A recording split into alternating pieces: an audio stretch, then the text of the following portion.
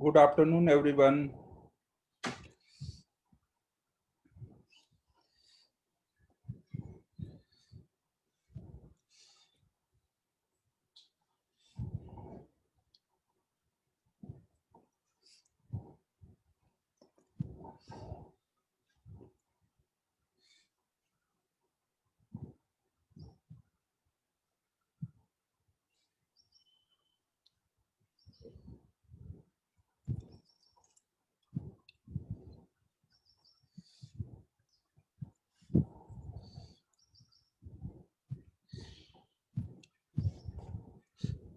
Last time मैंने कुछ homework नहीं दिया था ना। सारा होमवर्क का डाउट डिस्कशन हो चुका है ना। हाँ, शायद दे दिया था। अच्छा, थोड़ा सा दिया था। एग्जाम्पल्स दिए थे शायद। हाँ, और एक दो प्रॉब्लम दिया था। ओके।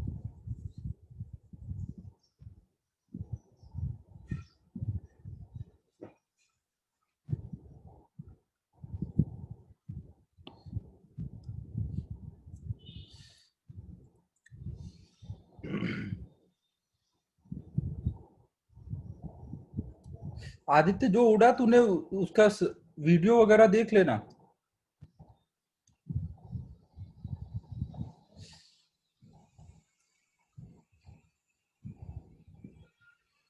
तो देखो, लास्ट टाइम हम लोगों ने इंड्यूस्ड इलेक्ट्रिक फील्ड के बारे में देखा था। ग्रुप पे नहीं भेजा है, लेकिन हाँ ठीक है, स्लो करता हूँ। एक्चुअली वो जो लास्ट वाला क्लास का टॉपिक था वो थोड़ा सा अलग था। अभी तो वो थोड़ा आपको एक दो बार रिपीट करना ही पड़ेगा। तो हम लोगों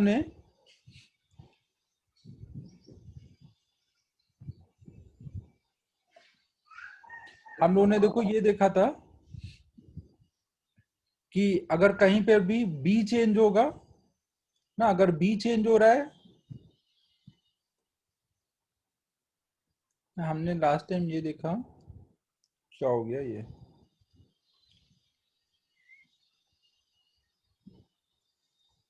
आपस में बहस नहीं करो आदित्य, तू मत टेंशन ले, तुझे आ जाएगा समझ। ना, अगर देखो बी है वो फंक्शन ऑफ टाइम है, तो बी अगर चेंज कर रहा है तो वो इलेक्ट्रिक फील्ड प्रोड्यूस करेगा। अभी हम लोग ये इस चैप्टर में पढ़ रहे हैं ना, और आगे वाले चैप्टर में हम पढ़ेंगे कि अगर ई है और वो चेंज हो रहा है टाइम के साथ तो वो बी प्रोड्यूस करेगा। और हमने अभी बस ये देखा कि सिलेंड्रिकल रीजन की वजह से कैसे हम ई निकालेंगे। ना, अगर कहीं पर भी सिलेंड्रिकल रीजन में आर रीजन में बी है और वो चेंज हो रहा है, और अगर आर की value less than equal to R है, तो अंदर इलेक्ट्रिक फील्ड की वैल्यू कितनी आएगी? R/2।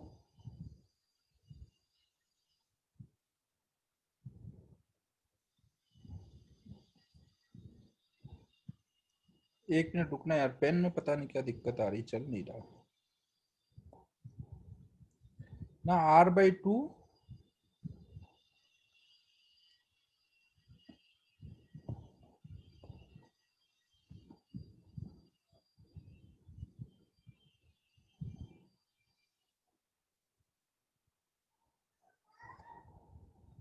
यार ये पेन ही नहीं चल रहा।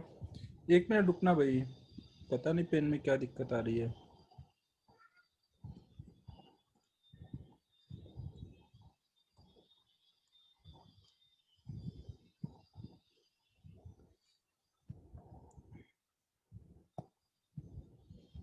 यार एक्चुअली मेरा ये कल रात से मेरे यहाँ लाइट नहीं थी, सब शॉर्ट सर्किट हो गया था। अभी इलेक्ट्रीशियन आया तो सही हुआ है, तो मैंने लैपटॉप चार्जिंग को लगा के किया है। ये इसमें चार्जिंग को लगा के लिखो तो दिक्कत आती है, ये वाली है थोड़ी दिक्कत। और अगर आर की वैल्यू ग्रेटर देन आर होती है तो ई इक्वल टू आता था R²/2R। अबे घर में ऐसे ही एक लाइट शॉर्ट सर्किट हुई थी, तो शॉर्ट के चक्कर में वो मुझे पता नहीं चला, नीचे जैसे मेन ट्रिप हो गया होगा कुछ। सब मेरा लैपटॉप मोबाइल सब डिस्चार्ज पड़ा हुआ है। तो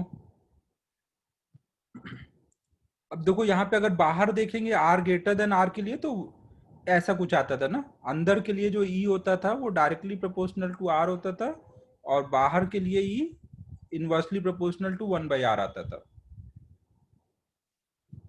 ना। ये हम लोगों ने लास्ट क्लास में देखा था, इस पे प्रॉब्लम किए थे।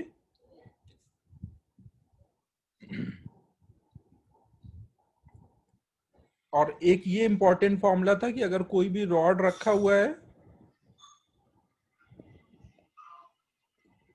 ना, अगर कोई रॉड रखा है मैग्नेटिक फील्ड में सेंटर से डी डिस्टेंस पर, तो इसमें जो ईएमएफ इंड्यूस होता था ना, ईएमएफ इंड्यूस होता था इलेक्ट्रिक,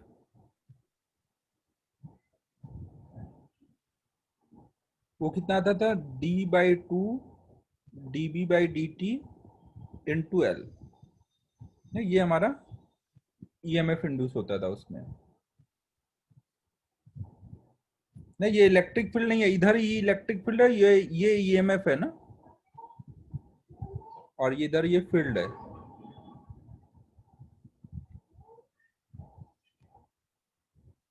ठीक है, समझ आ रहा है।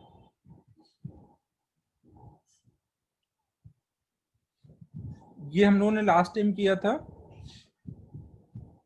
और ईएमएफ का जो डायरेक्शन बनाएंगे वो किधर बनाएंगे, जिधर इंड्यूस करंट आनी चाहिए थी, भले वो आ पा रही हो या नहीं आ पा रही हो, बट जिधर आती है उस डायरेक्शन में ही हम लोग पॉजिटिव प्लेट की पोलरिटी रखेंगे।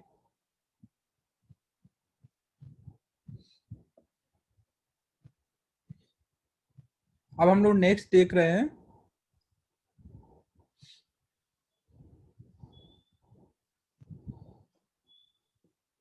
इंडक्शन, इंडक्टर के बारे में हम लोग देख रहे हैं। तो इसमें हमें सबसे पहले देखना है सेल्फ इंडक्टेंस।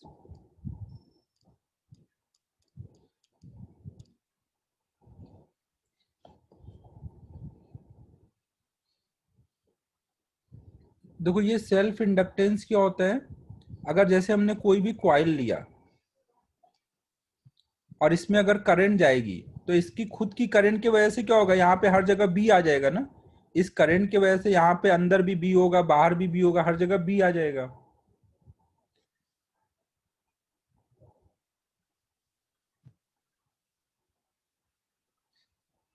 तो अब इस बी की वजह से इस लूप के साथ कुछ फ्लक्स लिंक हो जाएगा ना।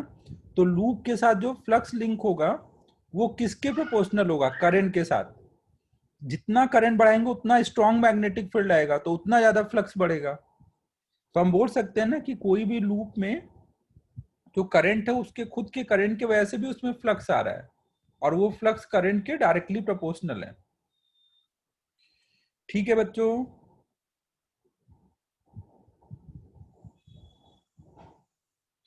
अब यहाँ पे हम एक प्रोपोर्शनलिटी कांस्टेंट देते हैं जिसको हम एल बोलते हैं, और इस एल को नाम देते हैं सेल्फ इंडक्टेंस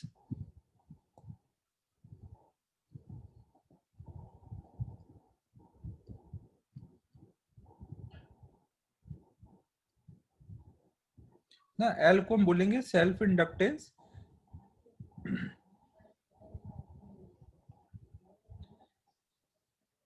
एल की यूनिट क्या हो जाएगी, फ्लक्स अपॉन में आई है ना, ऊपर फ्लक्स है नीचे करंट है, तो एल की यूनिट क्या हो जाएगी, फ्लक्स मतलब वेबर अपॉन में एम्पियर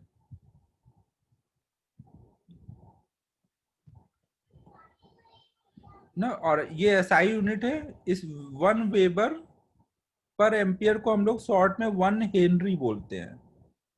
हेनरी करके साइंटिस्ट थे, उन्होंने इसमें बताया था तो उनके नाम पे रखा गया है ना। इसको हम लोग सिंबल में कैपिटल एच से दिखाएंगे। ठीक है, यहां तक क्लियर है सबको।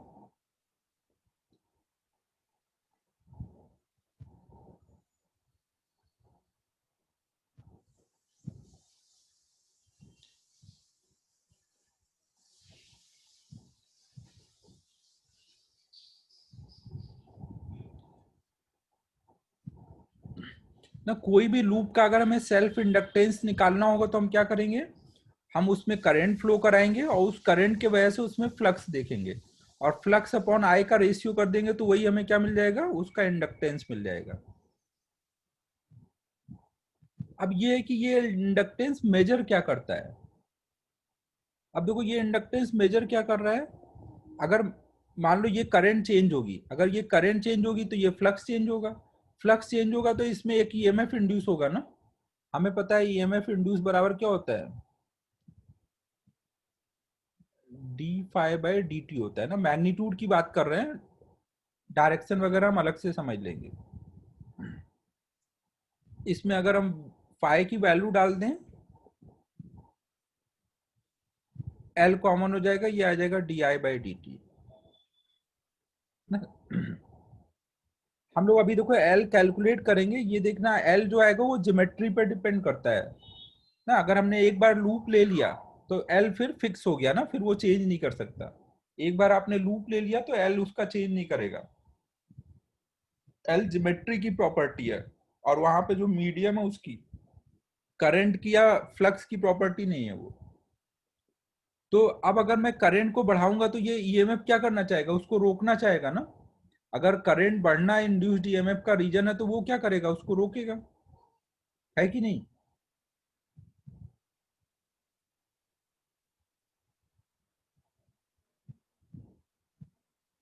अरे कुछ हाँ ना बोलो भाई। सर एक डाउट था। अभी डाउट नहीं पूछना है भाई, मुझे समझा तो लेने दो। अभी शुरू कुछ हुआ नहीं, तुम डाउट पूछने लग गए। तो देखो यहां तक बात समझ आ रही है कि अगर करंट चेंज करेंगे तो ये इंड्यूस्ड ईएमएफ आएगा, वो उस करंट को रोकना चाहेगा। और अगर दो अलग अलग लूप लिए हैं आपने, दोनों में D I by D T same है, तो जिसका एल ज्यादा होगा उसमें ज्यादा अपोज होगा ना, ज्यादा इंड्यूस्ड ईएमएफ आएगा। अगर D I by D T दो लूप में सेम रहो तो ज्यादा इंड्यूस्ड ईएमएफ किस में आएगा, जिसका एल ज्यादा होगा ना। मतलब वो जिसका ज्यादा एल होगा वो ज्यादा अपोज करेगा चेंज इन करंट का ना। जिसका एल ज्यादा होगा वो चेंज इन करंट का ज्यादा अपोज करेगा। तो इससे हम बोल सकते हैं एल देखो क्या है, एल कोई भी लूप की एक ज्योमेट्रिकल प्रॉपर्टी है जिसके वजह से ये लूप में फ्लो होने वाले करंट के चेंज का अपोज करता है। जिसका एल जितना ज्यादा होगा वो करंट में होने वाले चेंज का उतना ज्यादा अपोज करेगा ना। अभी मुझे पूरा सिखाने दो ना, एक दो पॉइंट हो सकता है आपको अभी ना समझ आ रहे हो, बट थोड़ी देर में आ जाएंगे ना। तो देखो एल क्या है, सेल्फ इंडक्टेंस क्या है,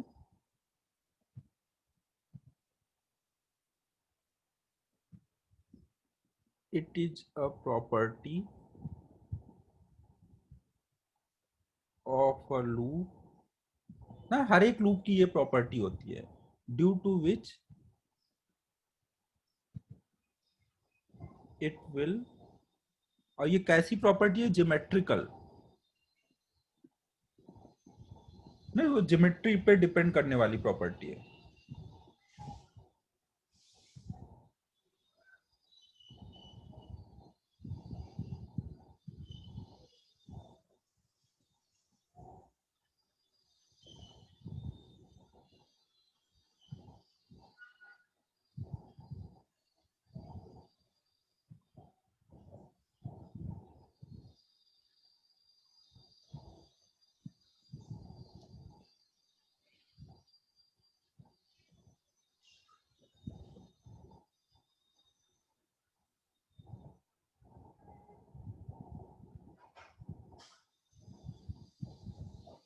करंट का चेंज या फिर उसमें जो फ्लक्स है उसका चेंज।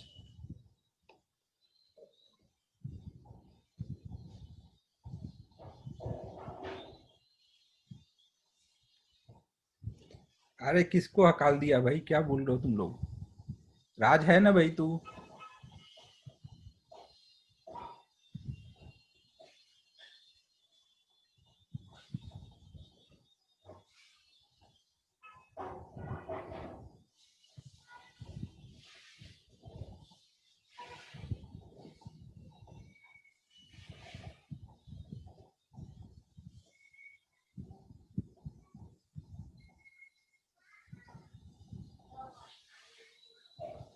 तो देखो क्या है, सेल्फ इंडक्टेंस जो है ये ज्योमेट्रिकल प्रॉपर्टी है जिसके वजह से कोई भी लूप अपने अंदर जो करंट फ्लो हो रही है या फिर उससे जो फ्लक्स लिंक है उसमें होने वाले चेंज का अपोज करेगा ना। सेल्फ इंडक्टेंस किस पे डिपेंड करेगा? It will depend on geometry and medium of loop ना। अभी हम लोग कैलकुलेट करेंगे ना सेल्फ इंडक्टेंस, तो हम देखेंगे कि वो ज्योमेट्री पे डिपेंड कर रहा होगा और म्यू पे डिपेंड कर रहा होगा। जिस मीडियम में होंगे उस मीडियम का म्यू लेंगे। ठीक है, यहां तक सबको क्लियर है? ये नोट कर लो, फिर आगे करते हैं। नोट करो ये। आज मेरी एक बच्चे से बात हुई, लास्ट ईयर का बच्चा था, वो G1 बैच का। लास्ट ईयर जी स्टार के बाद G1 बैच था ना। लास्ट ईयर मतलब वो श्रवण वाला जो बैच था, श्रवण नमनदार वाला बैच। तो वो बोल रहा था कि उसने ऐसे ही मतलब अभी जेई का एग्जाम दिया, वो वीआईटी में एडमिशन लिया था उसने। उसका जेई मेन वगैरह लास्ट टाइम अच्छा नहीं हुआ था, तो वीआईटी में पढ़ रहा था और उसने पहला जेई दिया भी नहीं, दूसरा जेई ऐसे थोड़ा बहुत पढ़ के दे दिया और उसके भी स्कोर समझ सकते हो कितने आए हैं?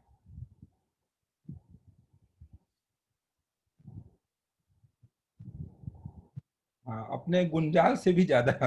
गुंजाल भी उसके आसपास नहीं है। 99.8 आया है, गुंजाल भी 99.66 पे है।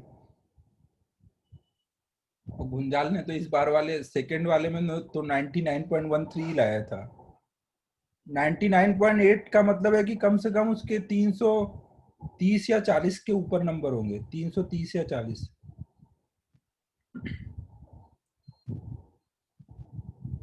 हाँ, उसका तो रखेंगे ना, उसने तो बस जो भी पढ़ा है ग्रेविटी में ही पढ़ा है और कहीं नहीं पढ़ा है।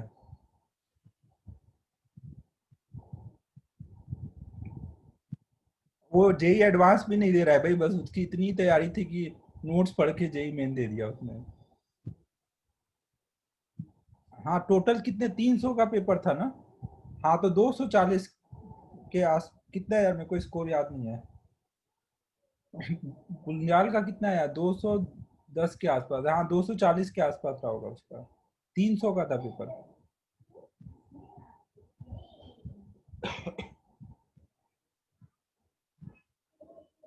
हाँ, वीआईटी में एडमिशन लेके उसने साइड बाय पढ़ाई की थी।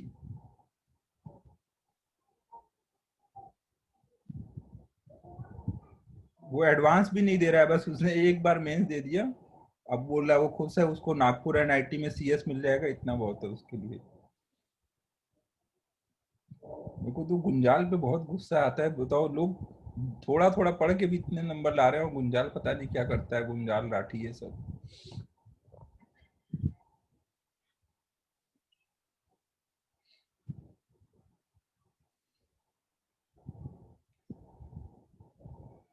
हो गया, नोट हुआ?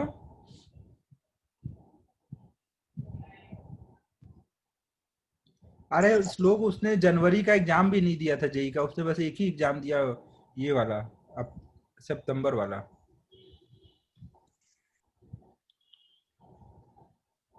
और वो जीवन बैच में था, समझ रहा है? तो मतलब उसने बहुत ज्यादा तो नहीं पढ़ाई की होगी, बाद में थोड़ा ही किया होगा, लॉकडाउन की वजह से पढ़ लिया होगा उसने।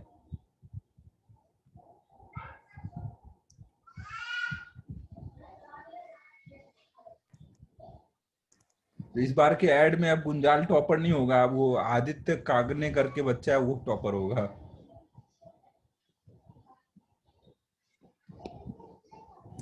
सर, हाँ, इलेक्ट्रॉन जो फील्ड बनाएगा उसकी फील्ड की वजह से उस पे ही फोर्स क्यों लगेगा? उसके फील्ड की वजह से उस पे फोर्स। मतलब ये करंट घूम रहा है तो फ्लक्स आया, मतलब इलेक्ट्रिक फील्ड, फील्ड ना, तो उसकी देखो मैग्नेटिक फील्ड है ना वो तो। ये जो करंट है ये क्या है, कोई एक्सटर्नल सर्किट वाला इस करंट को फ्लो कराना चाहेगा ना। अच्छा, ओके ओके, समझा समझा। तो वो उस चेंज का अपोज कर रहा है। हाँ सर समझा। यार नासिक टॉपर तो वैसे भी इस बार रेजो का है, अपना नहीं है। आदित्य सिखाया तो उसे भी था यार, लेकिन यही है कि रिजल्ट उसने बाद में दिया।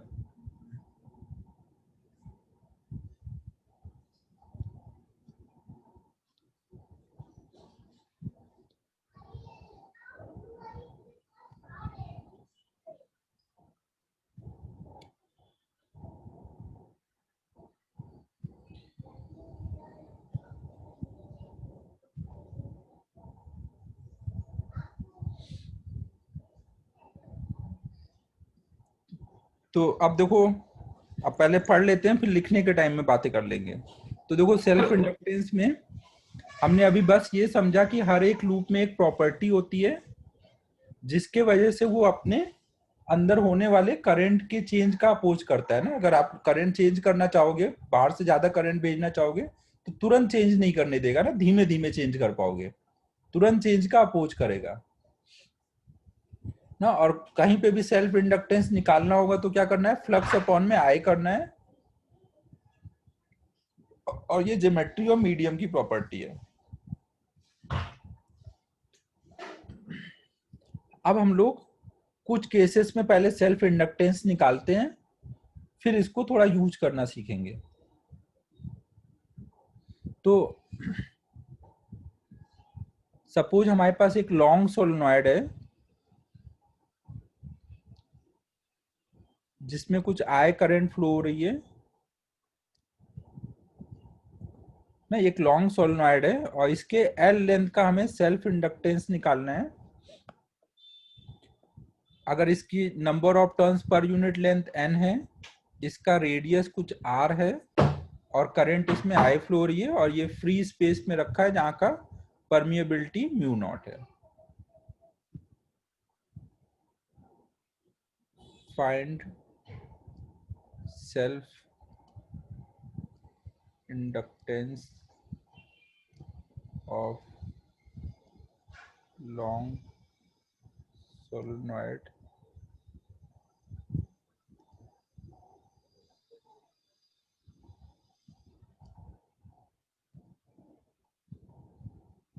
इसमें ये एल शेप है, एल की वैल्यू आर से बहुत ज्यादा है, तो ये गिवन है कि अंदर आपको बी यूनिफॉर्म ले लेना है ना। क्वेश्चन में ये गिवन है कि अंदर बी आप यूनिफॉर्म ले सकते हो ना। लॉन्ग सोलेनॉइड में एंड पे क्या होता है, एंड पे तो यूनिफॉर्म नहीं होता ना, लेकिन आपको यहाँ मान लेना है कि हर जगह यूनिफॉर्म है।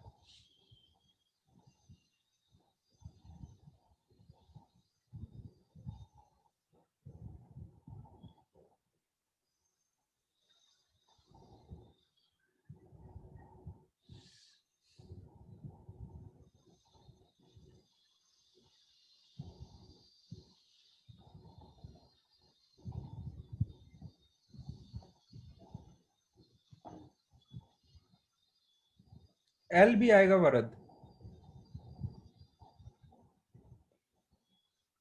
आप क्या करोगे, इसमें कुछ आय करंट फ्लो कराओगे, और उस आय करंट के बाद इसके अंदर बी निकालोगे। अंदर बी कितना आया होगा, म्यू नॉट एन आई ना। अंदर बी मैग्नेटिक फील्ड इतना आ रखा है, तो एक लूप से कितना फ्लक्स पास हो रहा होगा, उसका एरिया इनटू मैग्नेटिक फील्ड। और ऐसे टोटल एल लेंथ में कितने लूप आएंगे, number of turns in unit length N है, तो एल लेंथ में कितने होंगे, एन इंटू एल होगा ना। तो ये टोटल फ्लक्स आ रहा है खुद की करंट की वजह से। तो आप बोल सकते हो कि फ्लक्स अपॉन में करंट की वैल्यू कितनी हो जाएगी। करंट हम इधर कर देंगे तो ये हो जाएगा mu naught pi, mu naught pi L N square R square ना। तो देख लो सेल्फ इंडक्टेंस किस पे डिपेंड किया है, मीडियम कौन सा था। अगर कोई और मीडियम होता तो उसका म्यू यहाँ पे यूज होता है। ज्योमेट्री क्या है, लेंथ कितनी है, रेडियस कितना है, कितने नंबर ऑफ टर्न्स है, इन सब चीजों पे ना। जैसे कैपेसिटर होता था इलेक्ट्रिकल सर्किट में, हम देखेंगे वैसे ही यहाँ पे ये इंडक्टर होगा ना। जैसे कैपेसिटेंस ज्योमेट्री पे डिपेंड करता था, मीडियम पे कितना चार्ज दिया है, कितना वोल्टेज डिफरेंस है, उस पर डिपेंड नहीं करता था। सेम वे में यहाँ पे ये भी है ना, कितना करंट है कितना फ्लक्स है, इस पे डिपेंड नहीं करेगा, रेशियो है ना, तो हमेशा ज्योमेट्री पे डिपेंड करेगा और म्यू पे।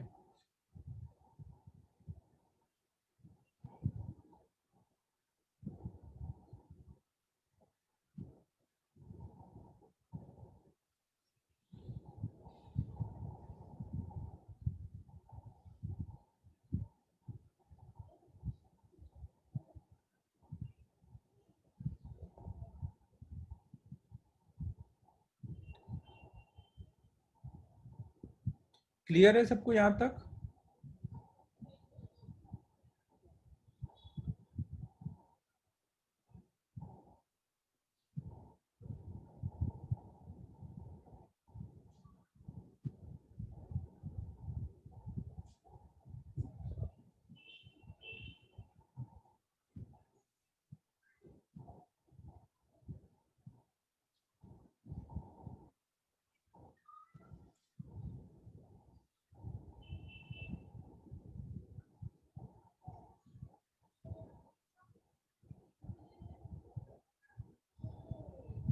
मैग्नेटिक फील्ड का डिस्कशन थर्सडे को रहता है, जो जैसा डाउट सेशन उसमें रहेगा, बट बाई चांस इस वीक चेंज हो सकता है, क्योंकि एग्जाम है 27 को, इस संडे को जेई एडवांस का, तो बच्चों के डाउट अभी भी बहुत सारे चल रहे हैं।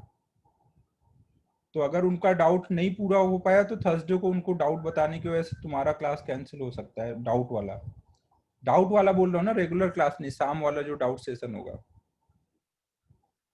मोस्ट प्रॉब्ली रहेगा, लेकिन बाई चांस अगर बच्चों ने लास्ट मोमेंट पे बोल दिया अभी डाउट बचे हुए हैं।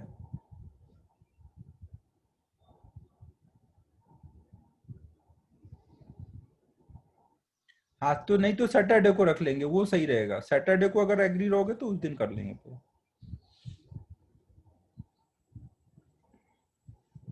हाँ, कल इलेक्ट्रिसिटी का होगा, क्लास के बाद 1 घंटे एक्सटेंड करके इलेक्ट्रिसिटी का कल कर दूंगा।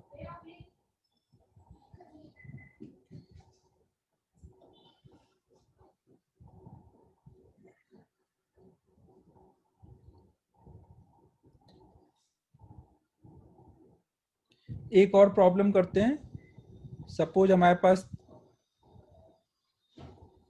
कल एक्सरसाइज 3 का डिस्कशन है ना, और आज आज मेडिकल वाले बच्चों के लिए क्लास के बाद थोड़ा डिस्कशन करेंगे उनके डाउट। मेडिकल वालों का आज है ना क्लास के बाद, इंजीनियरिंग वालों का नहीं, मेडिकल वालों का है ना आज क्लास के बाद।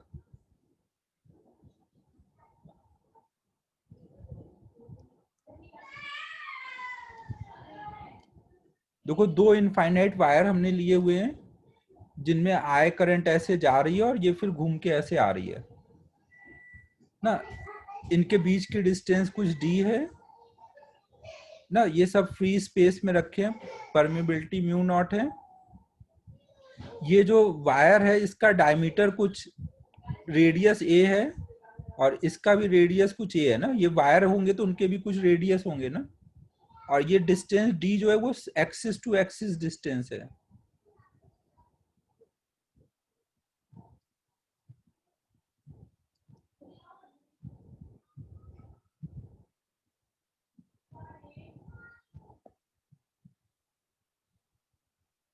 ए यहाँ पर रेडियस ऑफ वायर है ना, सिलेंड्रिकल वायर्स हैं तो उनका कुछ रेडियस होगा।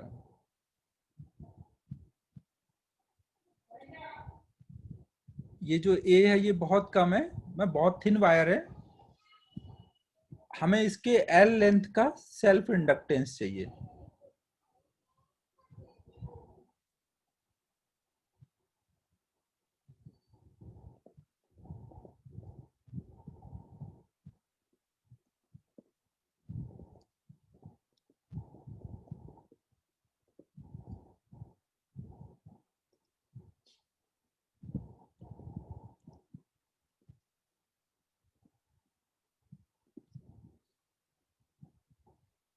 यहाँ पे ये समझ लो लूप कैसे बन रहा है, ये इनफाइनाइट को जा रहा होगा, इनफाइनाइट से करंट घूम के इधर से आ रही है, फिर इधर से इनफाइनाइट से आ रही होगी, तो ऐसा कुछ लूप बना हुआ है ना।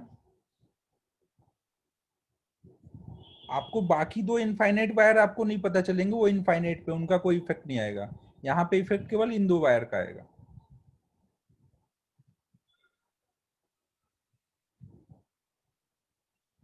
अबे राज, सही से सॉल्व कर, क्या बोल रहा है।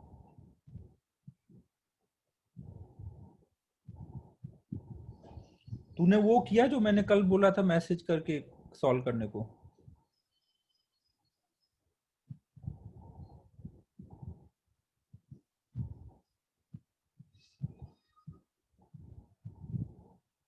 नहीं हुआ है, ठीक है, मैं आज सॉल्व करता हूँ फिर। तो उसको तोड़ा कैसे, मतलब आपने वो तो दी ना उसकी थिकनेस, इसलिए रुको बाद में बोलता हूँ आपको। देखो यहाँ पर हमें ये एल लेंथ का चाहिए ना, तो एल लेंथ में हम फ्लक्स देखेंगे और फ्लक्स अपॉन में आई कर देंगे।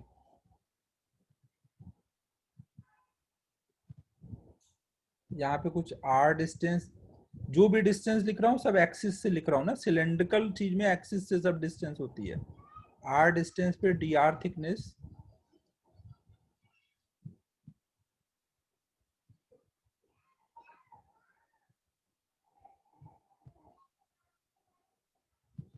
तो इस पे एक तो इसकी वजह से मैग्नेटिक फील्ड होगा, इसका मैग्नेटिक फील्ड किधर को होगा, इधर को, इनटू द प्लेन, और इसका निकालोगे तो वो भी इनटू द प्लेन। तो नेट मैग्नेटिक फील्ड यहाँ से आर डिस्टेंस मतलब इधर से कितना, डी माइनस आर, कि कितना आ जा रहा होगा net magnetic field, mu not I upon 2 pi R plus mu not I upon 2 pi D minus R. तो इस एल लेंथ में यहाँ पे देखो बी हर जगह अलग अलग है ना, तो हम लोग पहले एक डी आर थिकनेस में फ्लक्स निकालेंगे, फिर इंटीग्रेट करके पूरा ये एल लेंथ में फ्लक्स निकालेंगे ना, फिर एल लेंथ का फ्लक्स आ जाएगा तो फ्लक्स अपॉन में आई कर देंगे। ये कितना हो जा रहा है total, mu naught I upon में 2 आर बाहर आ जाएगा, एलसीएम लेंगे 1/r, और ये तो D minus R plus R over R into D minus R, तो mu not I D upon में 2 pi R D minus are.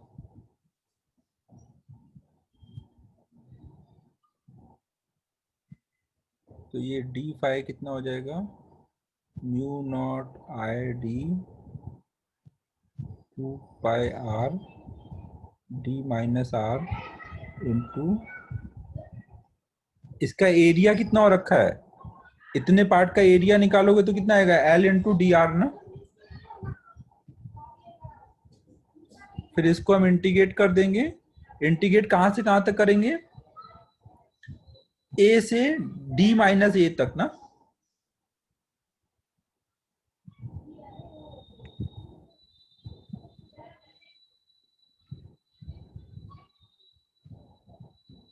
Integrate करने के लिए तो यार इसको ऐसे ही लिखते तो ज्यादा बेटर होता ना, 1/r और 1/d-r, तभी इंटीग्रेट करने में इजी पड़ेगा, समझो सभी। इंटीग्रेट करने के लिए वो ऐसे ही लिखना पड़ेगा। आवाज आ रही है सबको सही से।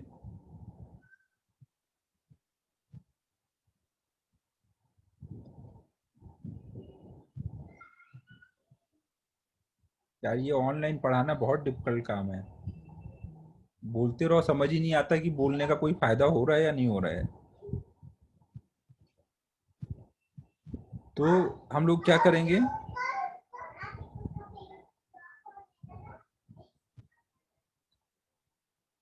हाँ यार खोलेंगे, जल्दी जल्दी खोलते हैं।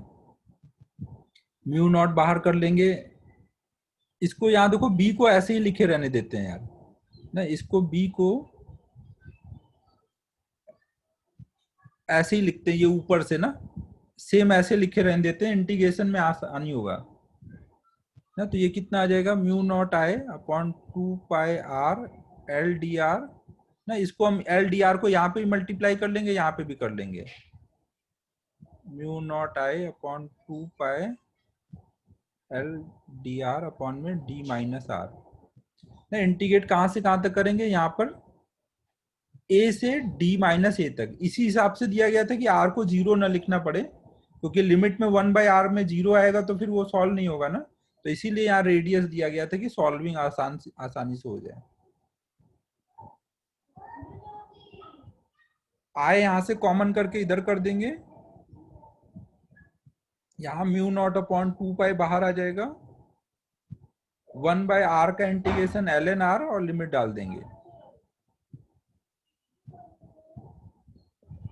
सेम वे में यहाँ पर ये l भी बाहर आया हुआ है ना, यहाँ पे भी म्यू नॉट l बाहर आएगा, 2r आय पहले ही कॉमन हो चुका है, 1 में d माइनस आर का इंटीग्रेशन आएगा ln d माइनस आर,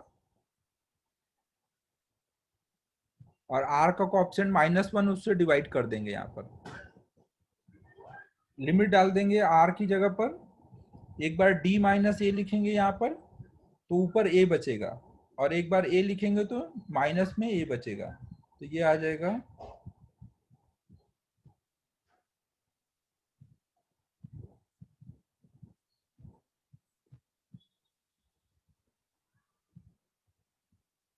ये माइनस को अगर हम अंदर कर दें, ये माइनस को अंदर करेंगे तो पहले हम लोअर लिमिट डाल सकते हैं फिर अपर लिमिट, तो अगर हम लोअर लिमिट पहले डालेंगे और अपर लिमिट बाद में, तो ये आ जाएगा d माइनस ए अपॉन में a,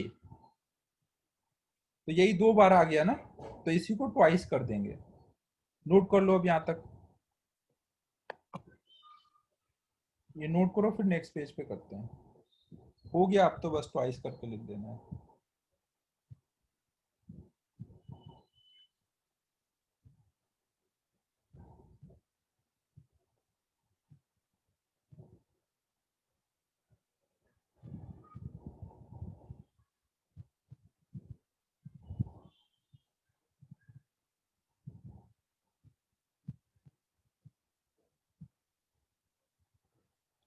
हाँ शिवम, सेकेंड वायर का भी इनटू द प्लेन होगा ना, इसमें देखो करंट नीचे को आ रही है, अगर करंट नीचे को आएगी तो राइट हैंड का थंब नीचे को रखो और फिंगर कर्ल करो, तो देखो ऐसे कर्ल हो रहा होगा, इधर जा रहा होगा अंदर को, और यहाँ थंब ऊपर रख के कर्ल करोगे तो ऐसे आ रहा होगा, है?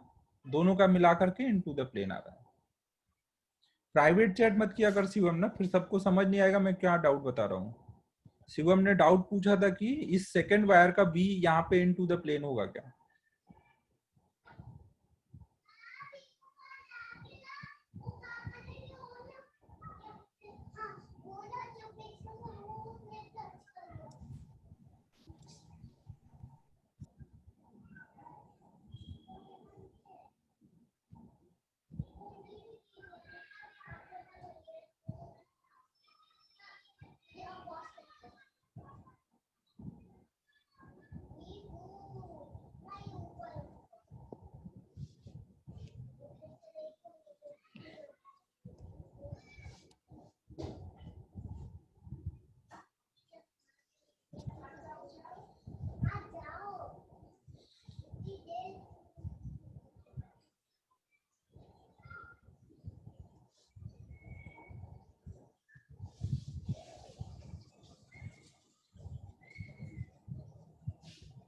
हाँ ये अब फाइव अपॉन में आई निकाला ना, फाइव अपॉन में आई निकाला तो ये इस सिस्टम का के एल लेंथ का सेल्फ इंडक्टेंस हो गया ना, हम लोग सेल्फ इंडक्टेंस निकाल रहे हैं, कहीं पे भी सेल्फ इंडक्टेंस निकालना है तो क्या तरीका है, आप करंट फ्लो करा दो और जितने पार्ट का बोला गया उतने पार्ट में फ्लक्स निकाल दो, फिर फ्लक्स अपॉन में आई कर दो ना, यही करना है, बाकी कैलकुलेशन है वो अलग अलग सिचुएशन में आपको करनी पड़ेगी सिचुएशन के अकॉर्डिंग ना, बट मेन तरीका क्या है, फाइव अपॉन में आई। तो ये कितना हो गया, सेल्फ इंडक्टेंस यहां पर आ गया mu nought L 2 pi L N D minus A upon में, ये 2 बार हुआ तो इंटू 2 कर दिया, तो हमारा फाइनल ये सेल्फ इंडक्टेंस आ गया।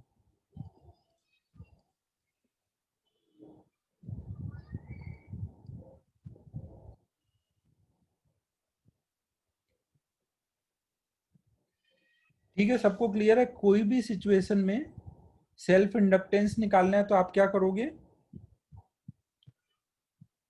उसको आप करंट फ्लो कराओगे और जितने पार्ट का सेल्फ इंडक्टेंस बोला है उतने पार्ट में फ्लक्स निकालोगे और फ्लक्स अपॉन में आय का रेशियो निकाल देंगे। ठीक है, अब नेक्स्ट हम लोग देख रहे हैं इस इंडक्टेंस को हम सर्किट में कैसे यूज करते हैं।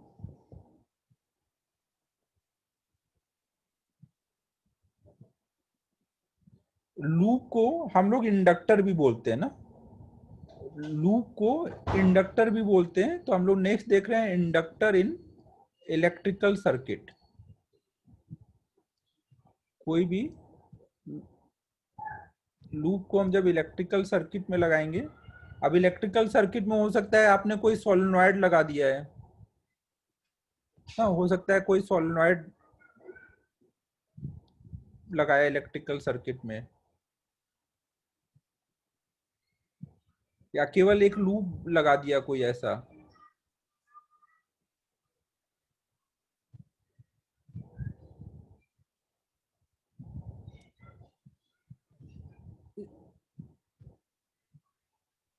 इस लोग इस क्वेश्चन में बस इतना था कि दो इनफाइनाइट वायर रखे थे, इनके एल लेंथ का सेल्फ इंडक्टेंस निकालना था ना। तो हमने करंट फ्लो कराई और फ्लक्स निकाला, एल लेंथ में निकालना था तो एल लेंथ के करस्पॉन्डिंग फ्लक्स निकाला और फ्लक्स अपॉन में आई कर दिया। बाकी ये सब कैलकुलेशन है।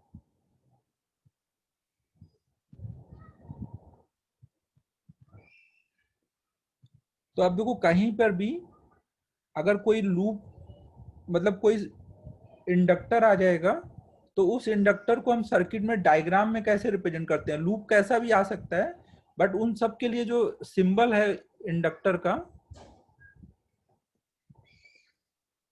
वो हमेशा हम ऐसे करके दिखाते हैं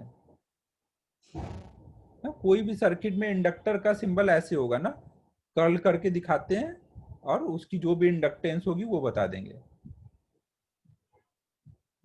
हाँ, हर एक लूप का सेल्फ इंडक्टेंस होता है ना। लूप वो कैसा भी, स्क्वायर हो सकता है, रेक्टेंगल, सर्कल, कैसा भी हो सकता है। हर एक का जो लूप कंप्लीट हो रहा है उसका कुछ ना कुछ सेल्फ इंडक्टेंस होगा।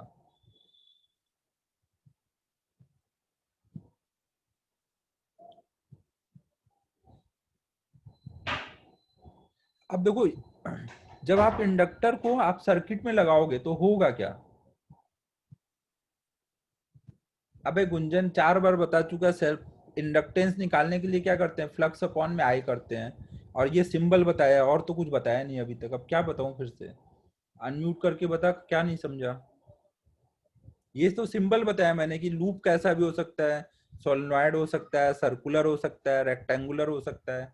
कोई भी लूप होगा उसको सर्किट में आप कैसे दिखाओगे, आप ऐसे सोलेनॉइड वाला सिंबल यूज करोगे उसके लिए। अब देखो ये जब भी कोई भी आप ऐसे इंडक्टर लिए ना, और इस इंडक्टर में अगर आपने करंट भेजी तो ये इंडक्टर क्या होगा, सेल्फ इंडक्टेंस की वजह से इसमें कुछ फ्लक्स आ चुका होगा, और अगर ये करंट चेंज होगी तो इसमें ईएमएफ डेवलप होगा। तो हम इसमें जो ईएमएफ डेवलप होगा उसको कैसे एक्सप्रेस करेंगे। अगर यहाँ पे करंट बढ़ रही होगी ना, अगर करंट बढ़ रही होगी तो इसमें जो ईएमएफ डेवलप होगा वो किधर को होगा, कुछ इस टाइप से होगा, ताकि वो अपनी करंट इधर फ्लो करा पाए और इस आय को कम कर सके। समझो सभी ना, यहाँ पे अगर ये करंट बढ़ रही है तो इंडक्टर में जो ईएमएफ इंड्यूस होगा वो अपोजिट में होगा, ताकि वो करंट को कम कर सके। और अगर करंट ऐसे आ रही हो और करंट कम होने लग गई तो वो अपना इंड्यूस्ड ईएमएफ ऐसे चाहेगा कि ऐसे आए कि वो इस करंट को बढ़ा सके। और ईएमएफ इंड्यूस की का मैग्नीट्यूड हमेशा कितना होगा, L D I by D T ना, मैग्नीट्यूड ये होगा, है कि नहीं।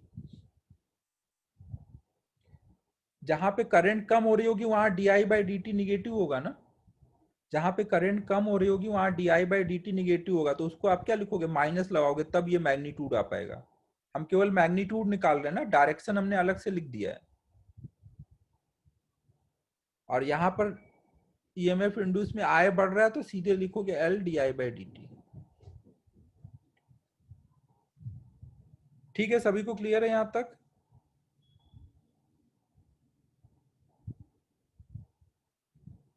अगर मान लो इस पॉइंट का ये पॉइंट ए है, ये पॉइंट बी है, अगर मैं ए पॉइंट से बी पॉइंट की तरफ जा रहा हूं तो मुझे क्या क्रॉस करना पड़ रहा है? इंडक्टर क्रॉस करना पड़ रहा है, मतलब एक तरह से ऐसे एक बैटरी को क्रॉस करना है ना। इंडक्टर क्रॉस करना इज इक्विवेलेंट टू एक बैटरी क्रॉस करना। मैं इधर से इधर जाऊंगा तो मेरा इक्वेशन क्या आएगा? वी ए माइनस ई, ई की वैल्यू कितनी डालूंगा? L D I by D T equal to V B. आएगा कि नहीं आएगा ये? वी ए माइनस ई की वैल्यू ये लिख दी है। मैं एक स्टेप और लिख देता हूँ।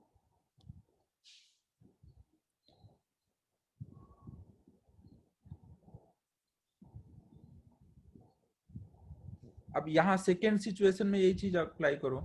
ये पॉइंट अगर ए है, ये पॉइंट बी है, अगर मैं इधर से इधर जाऊंगा तो इधर हम लोग बैटरी के पॉजिटिव टर्मिनल की तरफ जा रहे हैं, तो हम क्या लिखेंगे? V A plus E equal to V B.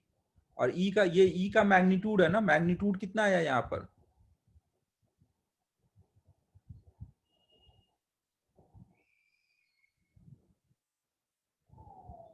अगर इंडक्टर का कुछ आर भी होगा वो मैं अभी बताता हूँ ना, तो बस उसको आर को आप आगे सीरीज में अलग से एक रेसिस्टेंस दिखा दोगे ना। अगर आर होगा तो हम उसको अलग से सर्किट में आगे दिखा देते हैं, अभी बताता हूँ ना।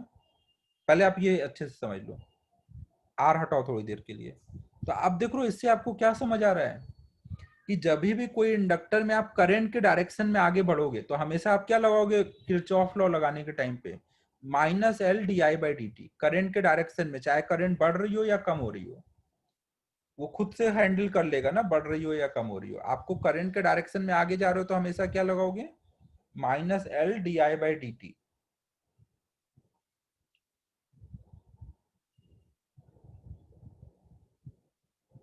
अब ये नोट करो, इसको थोड़ा और समझाता हूँ।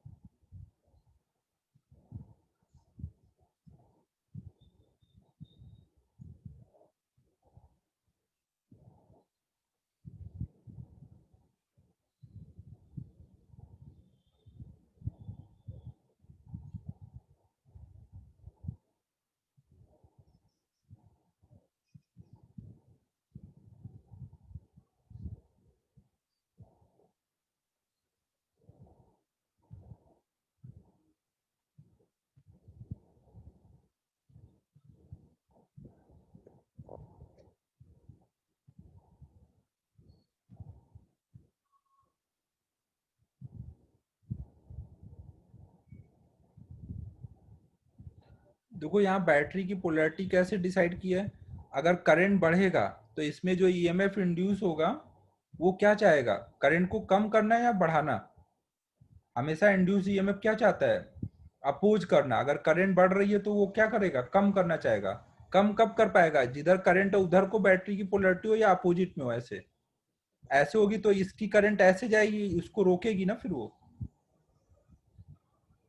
और जहां पे करंट कम हो रहा है वहां पे बढ़ाना चाहेगा, बढ़ाने के लिए ऐसे होगा तब बढ़ पाएगा, सपोर्ट हो पाएगा। समझा आदित्य क्या बोल रहा हूँ?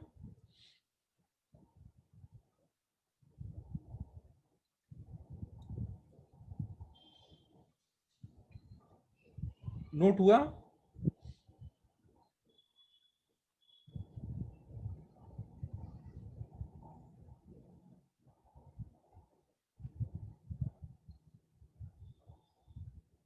चेतन तूने हैंड रेज किया है, कोई डाउट हो तो पूछ ले अनम्यूट करके। नोट हुआ बच्चों? तो अब देखो हम लोग इंडक्टर के लिए अब ये कॉन्सेप्ट ध्यान रखेंगे, जैसे किरचॉफ लॉ में रेसिस्टर के लिए, बैटरी के लिए, कैपेसिटर के लिए ध्यान रखते थे कि कोई भी इंडक्टर है जिसमें आई करंट जा रही है, और अगर हम करंट के डायरेक्शन में जा रहे हैं, तो हम वहां पे किरचॉफ लॉ लगाने के टाइम पे वोल्टेज चेंज कैसे लिखेंगे? वोल्टेज चेंज लिखेंगे करंट के डायरेक्शन में minus L D I by D T, और करंट के अपोजिट चलेंगे तो वोल्टेज चेंज कैसे लिखेंगे? प्लस प्लस एल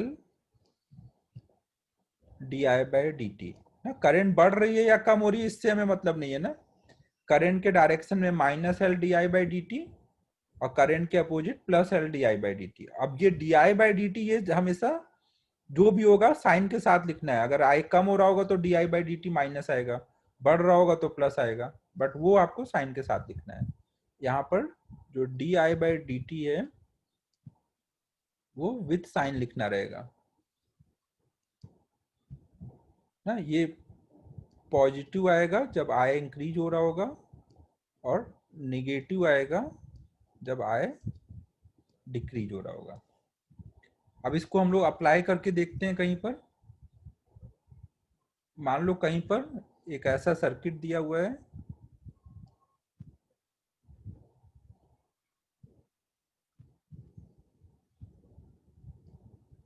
ये पॉइंट ए है, ये पॉइंट बी है। सर्किट में कुछ 5 एम्पियर की करंट फ्लो हो रही है।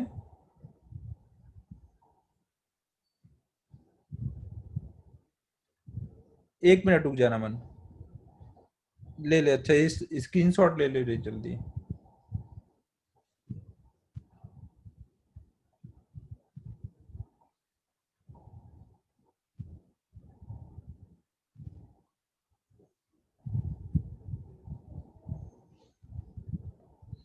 ना यहाँ पे ये रेसिस्टेंस मान लो कुछ 10 ओम का है, ये बैटरी कुछ है 20 वोल्ट की, ये इंडक्टेंस है कुछ 2 हेनरी का, पॉइंट ए का वोल्टेज है 100। यहाँ पे करंट का रेट ऑफ चेंज दिया है कुछ है 0.2 एम्पियर पर सेकेंड। तो हमें बताना है कि पॉइंट बी का पोटेंशियल कितना होगा।